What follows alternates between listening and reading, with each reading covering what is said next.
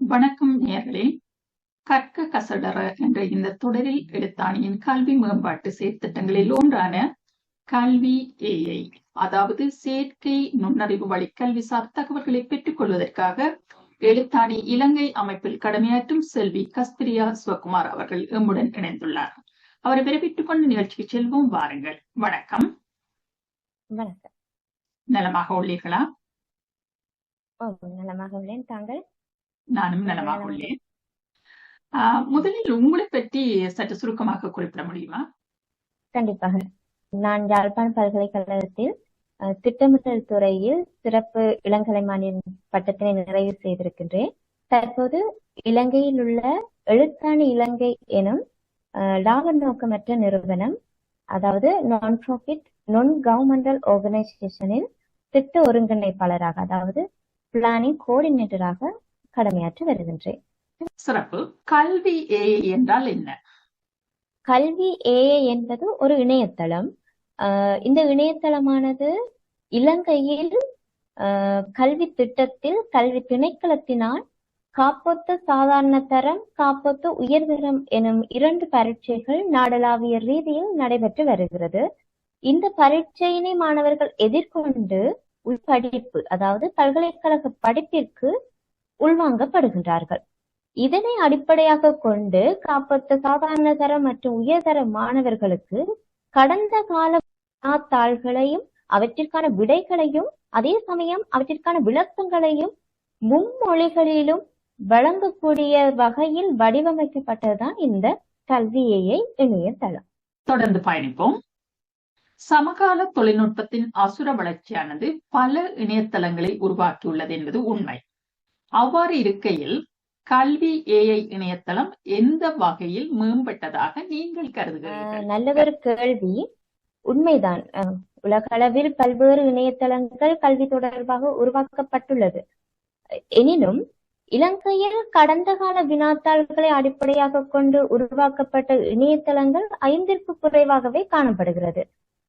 அந்த வகையில் எமது கல்வியை இணையதளமானது இலங்கையிலுள்ள 3 மொழி, அதாவது மும்மொழி தமிழ், ஆங்கிலம், சிங்களம் ஆகிய மொழிகளை அடிப்படையாக கொண்டு அத்தகைய மாணவர்களை ஊக்குவிப்பதனை அடிப்படையாக கொண்டு கடந்த கால வினாத்தாள்களையும் அவற்றிற்கான விடைகளையும் விளக்கங்களையும் மாணவர்களுக்கு வழங்கக்கூடிய வகையில் இந்த கல்வியே காணப்படுகிறது. உதாரணமாக, ஒரு மாணவன் எமது கல்வி தளத்தில் சென்று பார்வையிட்டு விடையினை வழங்குகின்றான். அந்த விடைக்கும் இணையதளத்தில் காணப்படும் விடைக்கும் வேறுபாடு காணப்படும். அந்த சந்தர்ப்பத்தில் மாணவன் என்ன செய்கின்றான்? குழப்ப நிலையை அடைகின்றான். அந்நேரத்தில் அந்த கேள்விக்கான பதிலுக்கு விளக்கங்களை எமது கல்வியை இணையதளமானது வழங்கும் பொழுது அந்த விளக்கங்கள் மூலம் அந்த மாணவன் தெளிவடைகின்றான். தெளிவடைவதன் மூலம் அவன் தன்னைத்தானே, அதாவது சுய பரீட்சையினை மேற்கொள்வதன் மூலம் சுயமாக தமது கல்வித்திறனை மேம்படுத்தக்கூடியதாகவும் இந்த இணையதளம் காணக்கூடியதாக உள்ளது. நன்றி. இதில் இன்னொரு கேள்வி, உங்கள் இணையதளத்தில் எத்தனை பாடங்கள் உள்ளன? அனைத்து காப்போத உயர்தர, காப்போத சாதாரண பரீட்சைகளுக்கான அனைத்து பாடத்திட்டங்களும் வினாக்களும் அதிலேயே உள்ளடக்கப்பட்டுள்ளதா? நிச்சயமாக, கண்டிப்பாக. காப்போத்த சாதாரண தரத்தில் என்னென்ன பாடங்கள் உள்ளதோ அவை அனைத்தும் இதில் பதிவிடப்பட்டுள்ளது. அதே சமயம் காப்போத்த உயர்தரத்தில் என்னென்ன தொகுதிகளில் என்னென்ன பாடங்கள் உள்ளதோ அவை அனைத்தும் இதில் பதிவிடப்பட்டுள்ளது. கல்வி மேம்பாடு என்பது மாணவர்கள், ஆசிரியர்கள், பெற்றோர்கள் என்ற இந்த 3 பிரிவின் கூட்டு முயற்சியின் வெளிப்பாடு. எனவே கல்வி இணையதளம் எவ்வாறு மாணவர்களுக்கு மட்டுமன்றி பெற்றோர்களுக்கும் ஆசிரியர்களுக்கும் உதவிக்கரம் நீட்டுவதாக நீங்கள் எண்ணுகிறீர்கள்? நிச்சயமாக ஆசிரியர்களுக்கும் பெற்றோர்களுக்கும் இது ஒரு பயனுள்ள ஒரு இணையதளமாக காணப்படும். ஏனெனில் ஆசிரியர்கள் பெரும்பாலும் மாணவர்களுக்கு கடந்த கால வினாத்தாள்களை வழங்கி பயிற்றுவிப்பது உண்டு. அவ்வாறான சந்தர்ப்பத்தில் மாணவர்களுக்கு அந்த பரீட்சை வினாத்தாள்களை வழங்கிய பின்னர் உடனடியாக அந்த நேரத்தில் அந்த வினாத்தாளிற்கான விடைகளையும் விளக்கங்களையும் பெற்றுக்கொள்வது என்பது இந்த இணையதளம் மூலம் அவர்களுக்கு உதவியாக இருக்கும்.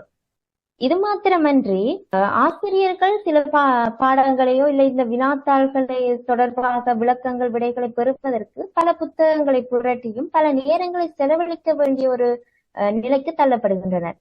அந்த நிலை மாறி இவர்கள் நேர முகாமைத்துவத்தினை இலகுப்படுத்துவதற்கு உதவியாக இருக்கும்.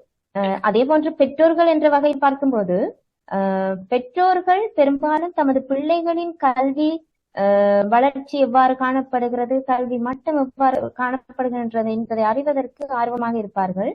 அந்த வகையில் இந்த இணையதளம் மூலம் மாணவர்கள் ஒரு பரீட்சையினை அந்த இணையதளத்தில் எதிர்கொண்டு முடிவடையும் போது பெறுபேறு அந்த வினாத்தாளுக்கான பெறுபேறு இந்த இணையதளத்தில் காண்பிக்கப்படுகிறது.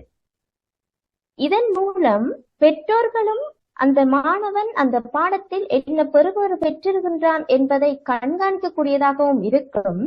அதே சமயம் எந்த பாடத்தில் அவன் பின்தங்கி உள்ளான் என்பதை அறிந்து அந்த பாடத்தினை ஊக்குவிப்பதற்கு தங்களால் இயன்ற அளவு முயற்சி செய்யக்கூடியதாகவும் இல்ல உந்துகோலாக செயற்படுவதற்கும் உதவியாக இந்த இணையதளம் காணக்கூடும். மற்றும் ஒரு கேள்வியை முன்வைக்கலாம் என எண்ணுகின்றேன்.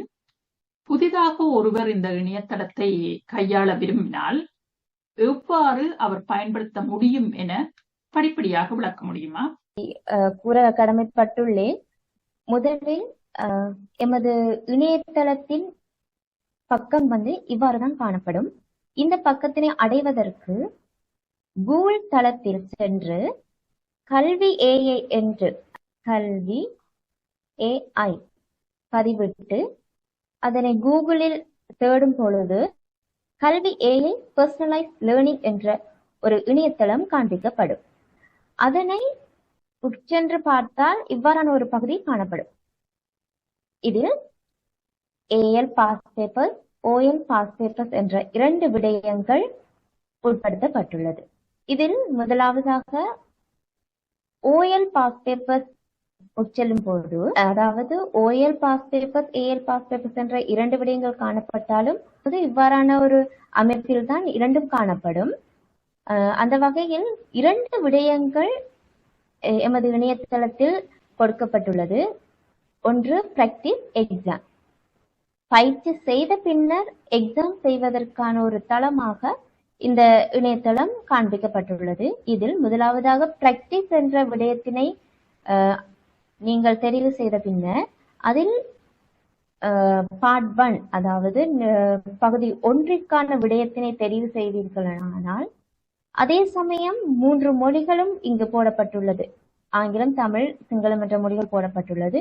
இதில் உங்களுக்கு தேவையான எந்த மொழி தேவையோ அந்த மொழியினை தெரிவு செய்து எந்த பாடத்தில் நீங்கள் பயிற்சி செய்ய போகின்றீர்கள், இது பயிற்சி தளம் என்றபடியால் எந்த பாடத்தில் பயிற்சி செய்ய போகின்றீர்களோ அந்த பாடத்தினை இந்த இடத்தில் நீங்கள் தேடிக்கொள்ளலாம். உதாரணமாக ஜியோகிராபி என்பதனை பதிவிட்ட பின்னர் கீழ் நோக்கி பார்த்தால் அந்த ஜியோகிராபி என்ற பாடம் காண்பிக்கப்பட்டுள்ளது. இதில் நீங்கள் எந்தெந்த தொகுதியில் நீங்க செலக்ட் பண்ண போகின்றீர்கள் என்ற பாடம், இப்ப எந்த பாடம் எந்தெந்த தொகுதிகளுக்குள் இருக்கின்ற ஓரளவுக்கு மாணவர்களுக்கு தெரியும்.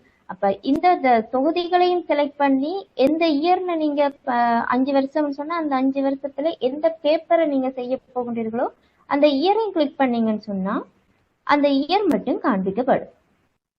அனைத்து விதமான பாடங்களையும் நீங்கள் பார்வையிட வேண்டும் என எண்ணினால் அனைத்து விதமான பாடங்களையும் இதில் பார்வையிடக்கூடியதாக இருக்கும். இது OL உள்ள பாடத்தொகுதிகள். அதே சமயம் AL பாடத்திலும் AL என்பதனை கிளிக் பண்ணி நீங்க உள்ள போய் பார்த்தீங்கன்னு சொன்னா அனைத்து விதமான பாடங்களும் இதில் பதிவிடப்பட்டுள்ளது. OL பாஸ் பேப்பர்ஸில் பிராக்டிஸ் என்ற விடயத்தில் ஒரு பாடத்தினை தெரிவு செய்கின்றீர்களானால் ஒரு பாடத்தில் ஒரு வருட பேப்பரை பிராக்டிஸ் செய்வதற்கு நீங்கள் தெரிவு செய்கின்றீர்களானால் இவ்வாறான ஒரு பக்கம் உங்களுக்கு காண்பிக்கப்படும். அதே சமயம் அருகில் அந்த பரீட்சையினை எதிர்கொள்வதற்கான நேரம் காண்பிக்கப்படும். இதில் ஒரு கேள்விக்கு நீங்கள் பதிலளிக்கின்றீர்கள். பதிலளித்த பின்னர் அந்த கேள்விக்கான பதிலை அறிவதற்கும் அது தொடர்பான விளக்கத்தினை அறிவதற்கு 2 விடயங்கள் கீழே காண்பிக்கப்பட்டுள்ளது. செக் ஆன்சர், பதிலை செக் பண்றதுக்கு இதை நீங்கள் அழுத்தும் போது எந்த பதில் சரியோ அந்த பதிலை காண்பிக்கப்படும். அது மாத்திரமன்றி இது தொடர்பான விளக்கத்தினை பெறுவதற்கு அருகிலுள்ள ஏஐ எக்ஸ்பிளனேஷன் பகுதியினை நீங்கள் அழுத்தும் போது இவ்வாறானதொரு விளக்கம் உங்களுக்கு முழுமையாக காண்பிக்கப்படும். இது மாத்திரமன்றி மேலதிகமாக உங்களுக்கு ஏதேனும் இந்த பாடத்தில் விளக்கங்கள் தேவைப்படின் அது தொடர்பாக அறிவதற்கும் இத்தகைய ஒரு அமைப்பு எமது இணையதளத்தில் உருவாக்கப்பட்டுள்ளது. எந்த ஒரு தெளிவின்மை இருந்தாலும் அதில் சென்று நீங்கள் கேட்டு அதனை பெற்றுக்கொள்ளக்கூடியதாக இருக்கும். இந்த விடயங்கள் அனைத்தும் பயிற்சி செய்வதில் தான் காணப்பட்டது. ஆனால் எக்ஸாம் என்பதனை நீங்கள் அழுத்தி நீங்கள் அதை வினாத்தாளினை சென்று நீங்கள் செய்யும் போது நேரம் என்பது காண்பிக்கப்படுமே தவிர அதற்கான பதிலை நீங்க அறிவதற்கோ அல்லது ஏஐ விளக்கத்தினை அறிவதற்கோ வாய்ப்புகள் வழங்கப்படாது. அனைத்து கேள்விகளுக்குமான விடைகளையும் நீங்கள் குறிப்பிடும் போதுதான் அந்த கேள்வி முழுமை அடைந்த பின்னரே அதற்கான பெறுபேற்றினை நீங்கள் பார்வையிடக்கூடியதாக இருக்கும். 40 வினாக்களுக்கும் பதிலளித்த பின்னர் சப்மிட் என்ற ஒரு விடயம் மஞ்சள் நிறத்தில் காண்பிக்கப்படும். இந்த சப்மிட் என்ற விடயத்தினை அழுத்தும் போது நீங்கள் இந்த வினாத்தாளில் என்ன பெறுபேற்றினை பெற்றுக் கொண்டீர்கள் என்பது இந்த வடிவத்தில் உங்களுக்கு காண்பிக்கப்படும். அது மாத்திரமன்றி என்ன பதில்கள் அளித்தீர்கள், அதற்கான விடை என்ன என்பதனை நான் அறிந்து கொள்ள விரும்புகின்றேன் என எண்ணினால் ரிசல்ட் சமரி என்ற ஒரு விடயம் காண்பிக்கப்பட்டுள்ளது. தொடர்ந்து பயணிப்போம். இந்த காணொளியை பார்ப்பவர்களுக்கோ அல்லது கல்வியை இணையதளத்தை பயன்படுத்துபவர்களுக்கோ பல சந்தேகங்கள் எழலாம் அல்லது கருத்துக்களை அவர்கள் பதிவிட முன்வரலாம். அப்படியான சந்தர்ப்பங்களில் அவர்கள் எவ்வாறு உங்களை அணுகக்கூடியதாக இருக்கும்? அதற்கான ஒரு சிறப்பான ஒரு அமைப்பும் எமது இணையதளத்தில் வடிவமைக்கப்பட்டுள்ளது. அதனை இதில் காண்பிக்கக்கூடியதாக இருக்கும். எனக்கு இந்த இணையதளத்தை அணுகும் எவராயினும் உள்சென்று பார்க்கும் போது இந்த இடத்தில், அதாவது கல்வியின் மேல் தளத்தில் ஃபீட்பேக், அதாவது பின்னூட்டல் என்ற விடயம் ஒரு சிறப்பம்சமாக வடிவமைக்கப்பட்டுள்ளது.